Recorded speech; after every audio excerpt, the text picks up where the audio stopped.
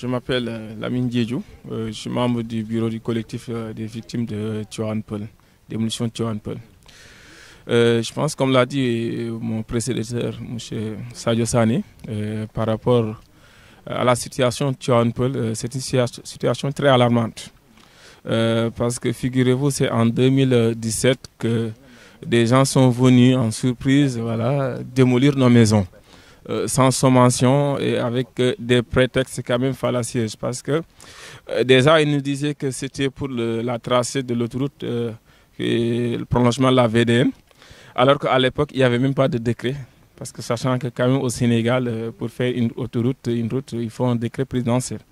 Donc il n'y avait pas ce décret et le projet n'était même pas encore ficelé.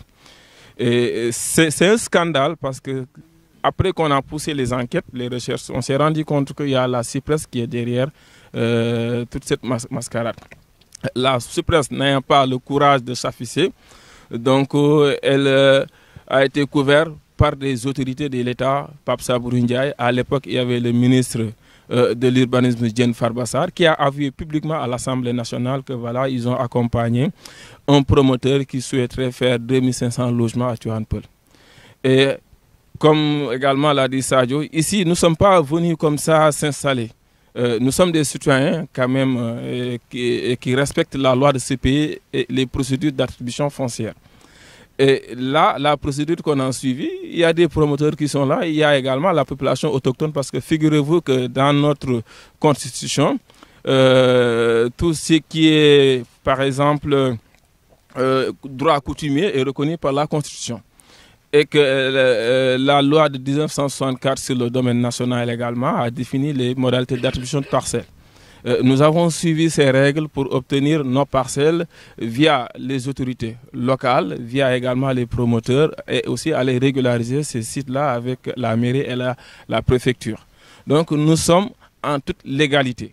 Donc pour nous sortir d'ici, je pense qu'il fallait une ordonnance de la justice, ce qu'ils n'ont pas fait.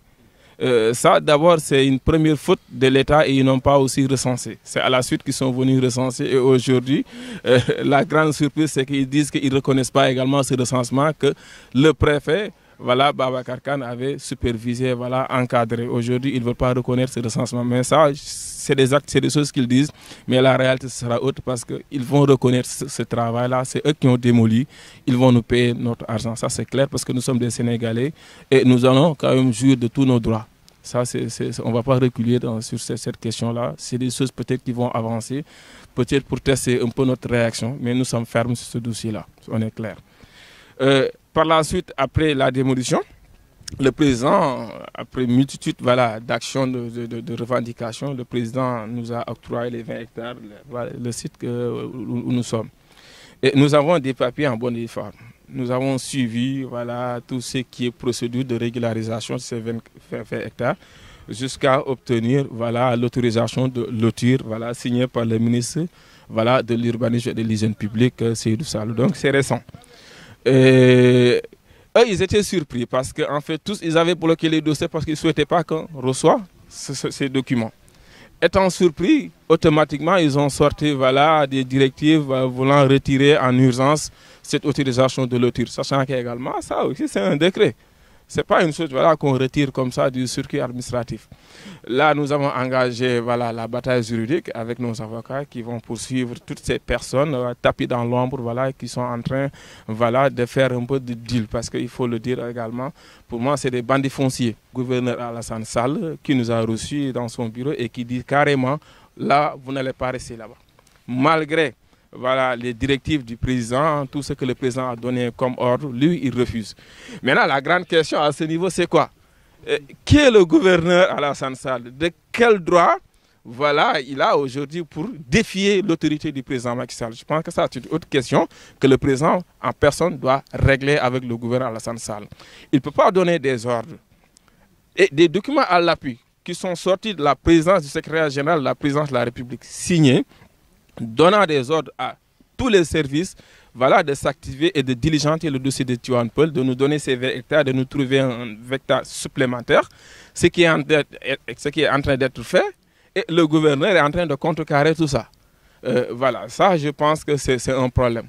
L'autre aspect, c'est les impenses, voilà, qu'ils refusent également de reconnaître. Je l'ai dit tantôt, voilà, ça, on ira jusqu'au bout et ils vont nous payer les impenses parce que les calculs ont été déjà faits et que voilà, le montant remonte, je pense, autour de 2 milliards 500 millions à payer à l'ensemble des victimes recensées.